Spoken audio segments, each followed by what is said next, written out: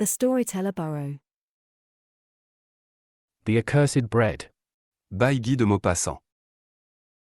Daddy Teille had 3 daughters: Anna, the eldest, who was scarcely ever mentioned in the family; Rose, the second girl, who was 18, and Clara, the youngest, who was a girl of 15.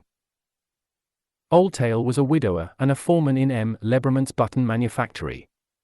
He was a very upright man, very well thought of, abstemious, in fact, a sort of model workman. He lived at Havre, in the Rue d'Angoulême. When Anna ran away from home, the old man flew into a fearful rage. He threatened to kill the head clerk in a large draper's establishment in that town, whom he suspected. After a time, when he was told by various people that she was very steady and investing money in government securities, that she was no gadabout, but was a great friend of Monsieur Dubois, who was a judge of the Tribunal of Commerce, the father was appeased. He even showed some anxiety as to how she was getting on, and asked some of her old friends who had been to see her, and when told that she had her own furniture, and that her mantelpiece was covered with vases and the walls with pictures, that there were clocks and carpets everywhere, he gave a broad contented smile. He had been working for 30 years to get together a wretched 5,000 or 6,000 francs. This girl was evidently no fool.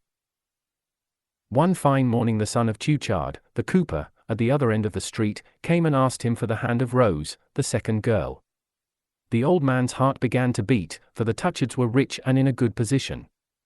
He was decidedly lucky with his girls.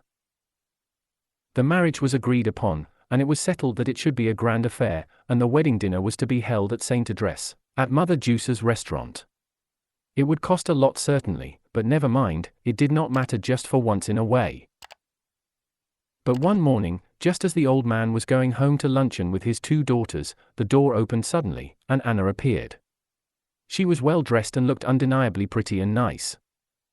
She threw her arms round her father's neck before he could say a word, then fell into her sister's arms with many tears and then asked for a plate, so that she might share the family soup. Teille was moved to tears in his turn and said several times, "That is right, dear, that is right." Then she told them about herself. She did not wish Rose's wedding to take place at Saint Adresse, certainly not. It should take place at her house and would cost her father nothing. She had settled everything and arranged everything, so it was no good to say any more about it, there. "Very well, my dear. Very well," the old man said, "we will leave it so." But then he felt some doubt. Would the Tuchards consent?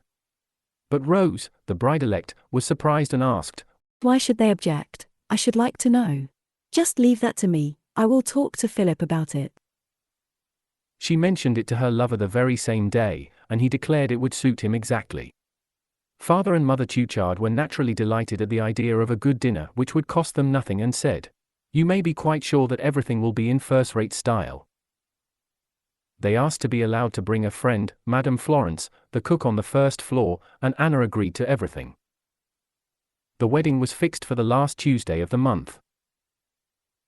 After the civil formalities and the religious ceremony, the wedding party went to Anna's house. Among those whom the Teille had brought was a cousin of a certain age, a Monsieur Sauveternin, a man given to philosophical reflections, serious, and always very self-possessed, and Madame Lemondois, an old aunt. Monsieur Sauveternin had been told off to give Anna his arm, as they were looked upon as the 2 most important persons in the company. As soon as they had arrived at the door of Anna's house, she let go her companion's arm, and ran on ahead, saying, I will show you the way, and ran upstairs while the invited guests followed more slowly, and, when they got upstairs, she stood on one side to let them pass, and they rolled their eyes and turned their heads in all directions to admire this mysterious and luxurious dwelling. The table was laid in the drawing-room, as the dining-room had been thought too small. Extra knives, forks and spoons had been hired from a neighboring restaurant, and decanters stood full of wine under the rays of the sun which shone in through the window. The ladies went into the bedroom to take off their shawls and bonnets, and Father Tuchard, who was standing at the door, made funny and suggestive signs to the men, with many a wink and nod. Daddy Teille, who thought a great deal of himself, looked with fatherly pride at his child's well-furnished rooms and went from one to the other, holding his hat in his hand, making a mental inventory of everything, and walking like a verger in a church. Anna went backward and forward, ran about giving orders and hurrying on the wedding feast.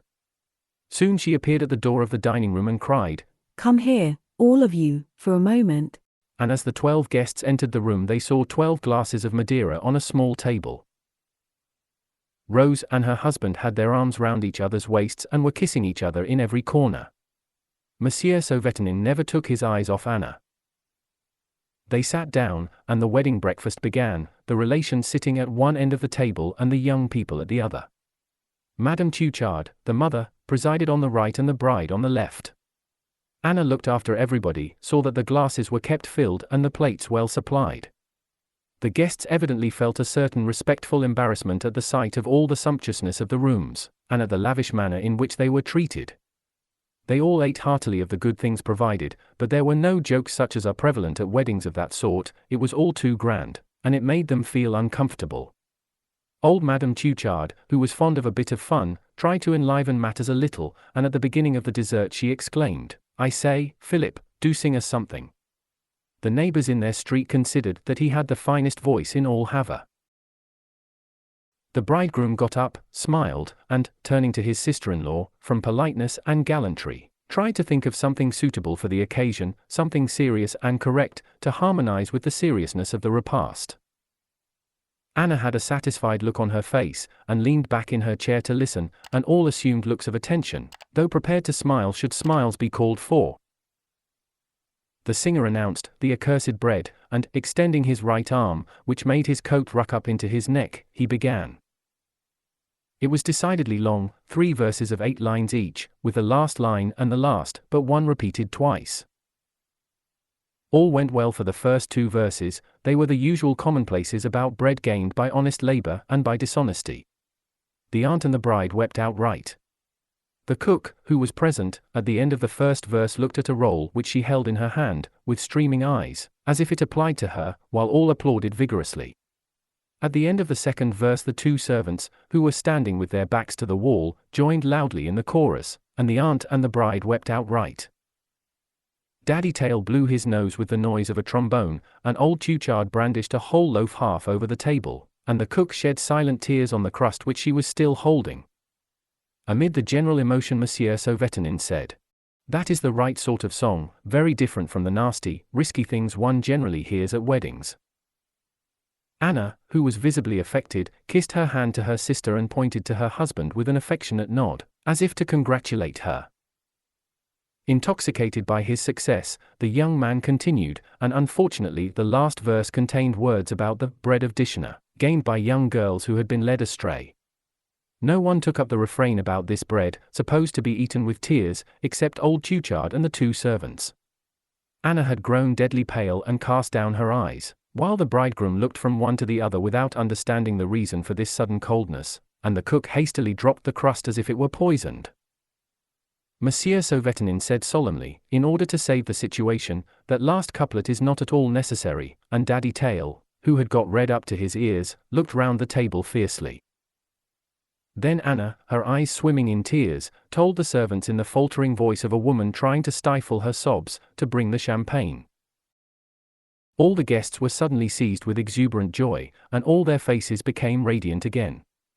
And when old Tuchard, who had seen, felt and understood nothing of what was going on, and pointing to the guests so as to emphasize his words, sang the last words of the refrain. "Children, I warn you all to eat not of that bread." The whole company, when they saw the champagne bottles, with their necks covered with gold foil, appear, burst out singing, as if electrified by the sight. "Children, I warn you all to eat not of that bread."